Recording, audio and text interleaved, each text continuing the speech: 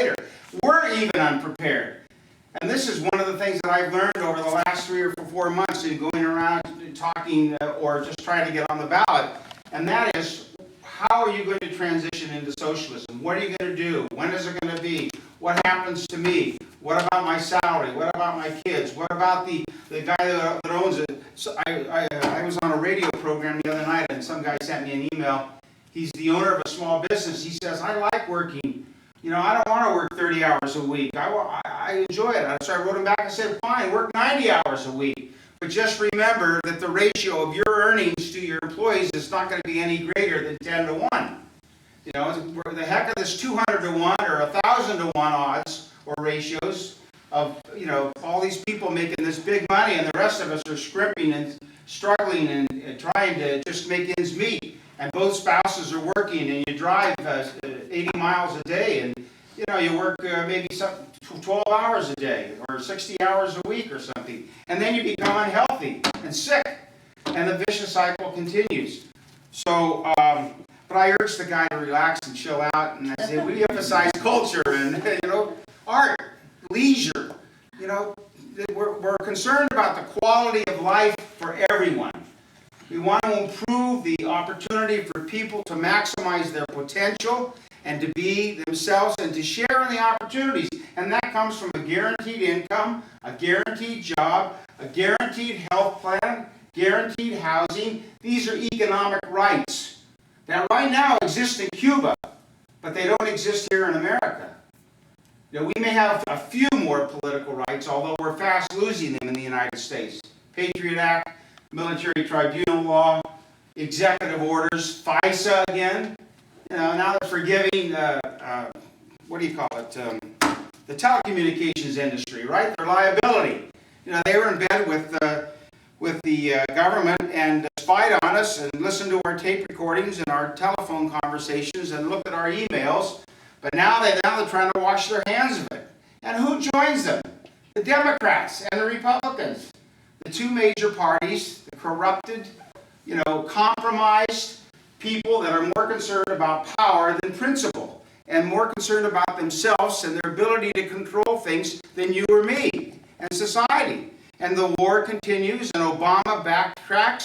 McCain is already there, but Obama keeps backtracking on almost every other issue.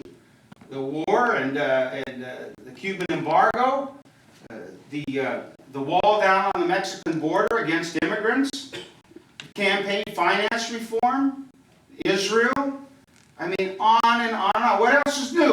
Hold your nose and vote for the lesser of two evils.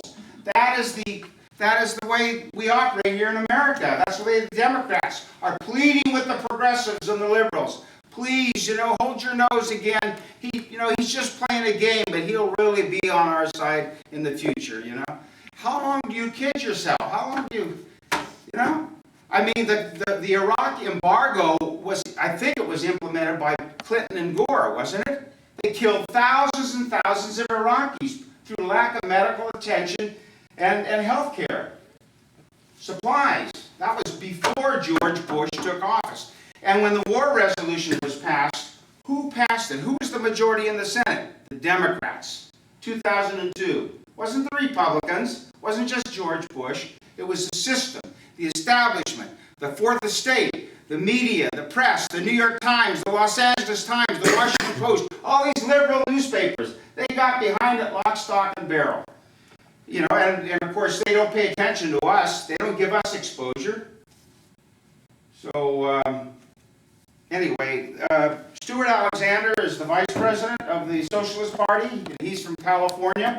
And we're trying to get on the ballot in, our goal is 20 states. And we have Colorado and Vermont right now.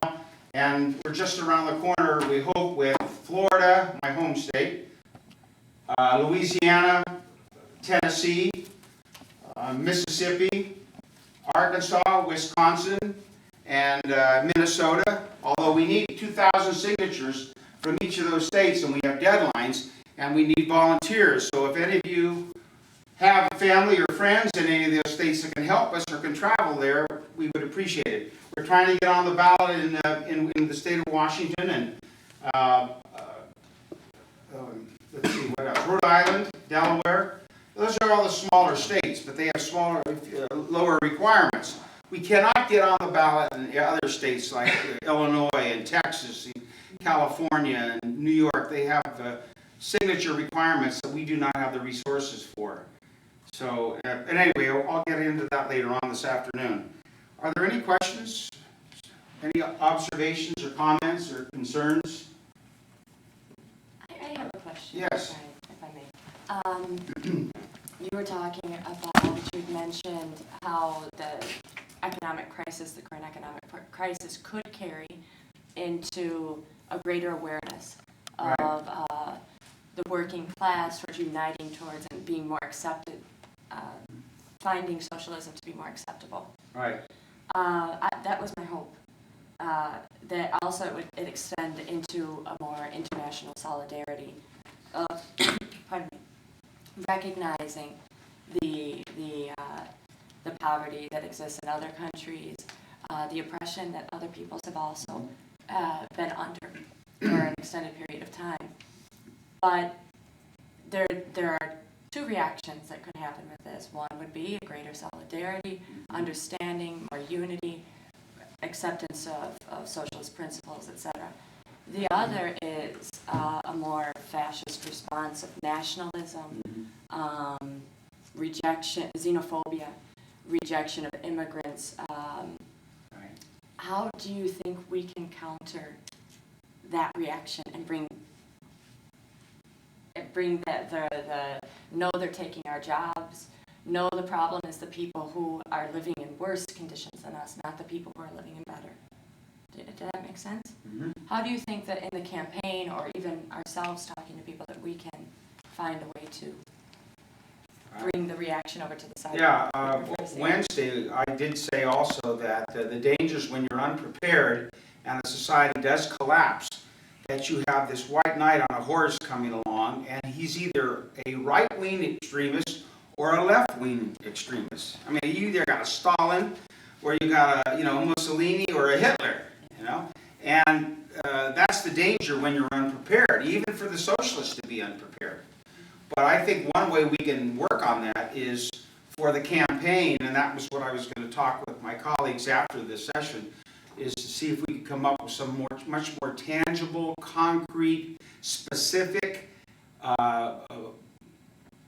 processes of how we are going to transition and what we're going to do and how it's going to affect people very individually, instead of just the concept of egalitarianism and humane and fairness, and you know what I mean? Mm-hmm.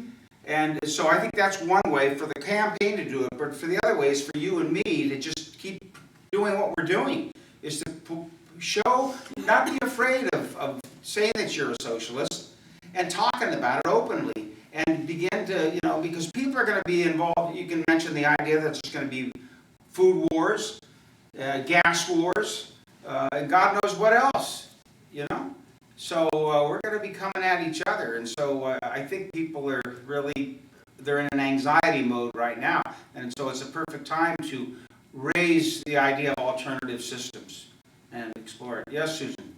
Thinking about what kind of connections you're making with the labor movement, with radical caucuses within the labor movement. They've not been very responsive.